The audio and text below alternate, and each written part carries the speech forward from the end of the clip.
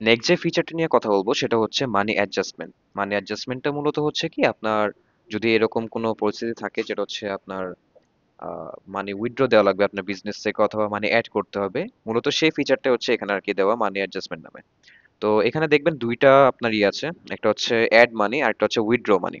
Add মানিটা মূলত কি আপনার বিজনেসে যদি কোনো ব্যালেন্সে কোনো টাকা অ্যাড করা লাগে সেক্ষেত্রে আপনি এখান থেকে ক্রিয়েটে গিয়ে আপনি কোন মেথডে হচ্ছে টাকাটা ইন করতে যাচ্ছেন মানে ক্যাশটা ইন করতে যাচ্ছেন সেখানে ওইটা সিলেক্ট করে দিবেন, সিলেক্ট করে অ্যামাউন্টটা দিয়ে দিবেন।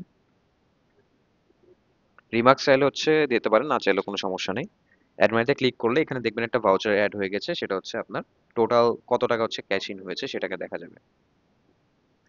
আর সেকেন্ডারি যে অপশনটা আছে উইথড্র মানি, উইথড্র মানিতে ক্লিক করার পরে এই উইথড্র মানিটা বিষয়টা কি আপনার হচ্ছে যে আপনার ব্যালেন্সে যত টাকা আছে সেখান থেকে হচ্ছে আপনি কত টাকা হচ্ছে উইথড্র দিতে চান।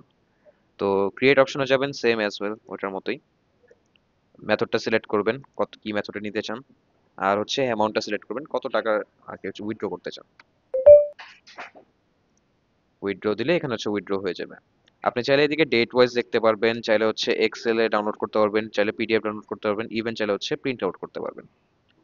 নেক্সট যে আমাদের ফিচারটা আছে সেটা হচ্ছে আমরা মুভ করি, এখানে হচ্ছে লেজার।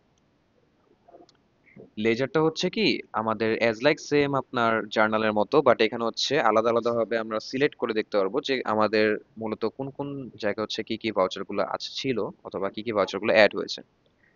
এটা জাস্ট একটা রিপোর্টিং টাইপ, এখানে আপনি চাইলে হচ্ছে সিলেক্ট করে দেখতে পারবেন, চাইলে হচ্ছে ডেট ওয়াইজ দেখতে পারবেন, চাইলে এক্সেল ডাউনলোড করতে পারবেন, চাইলে পিডিএফ ডাউনলোড করতে পারবেন, অ্যাজ ওয়েল এস চাইলে আপনি প্রিন্ট আউট করতে পারবেন। নেক্সট যে ফিচারটা আছে সেটা হচ্ছে ট্রায়াল ব্যালেন্স।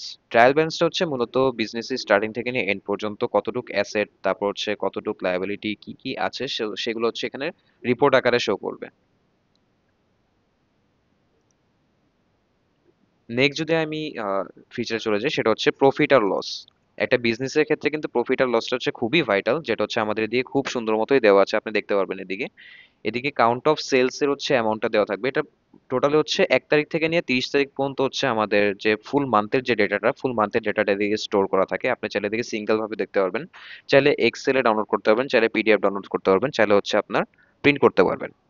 নেক্সট যে হচ্ছে ফিচারটা আছে সেটা হচ্ছে ব্যালেন্স শিট। ব্যালেন্স শিটটা মূলত হচ্ছে কি অ্যাজ লাইক সেম আপনার ট্রায়াল ব্যালেন্সের মতোই, এখানে হচ্ছে যতটুকু হচ্ছে ব্যালেন্সের ট্রানজাকশন আছে, লাইবিলিটি, তারপর হচ্ছে আপনার এক্সপেন্স যা যা আছে সবকিছু হচ্ছে এদিকে আর কি শো করা থাকবে রিপোর্ট আকারে।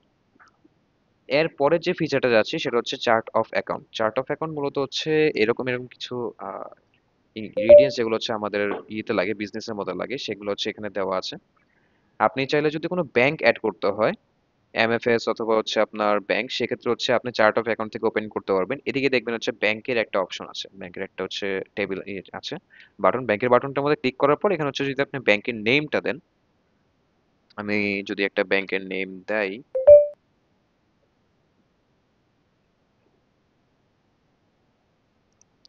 অ্যাড করলে অটোমেটিক্যালি কিন্তু আপনার একটা ব্যাংক অ্যাড হয়ে যাবে, যেটা আপনি হচ্ছে সেল ইনভয়েসে ইউজ করতে পারবেন।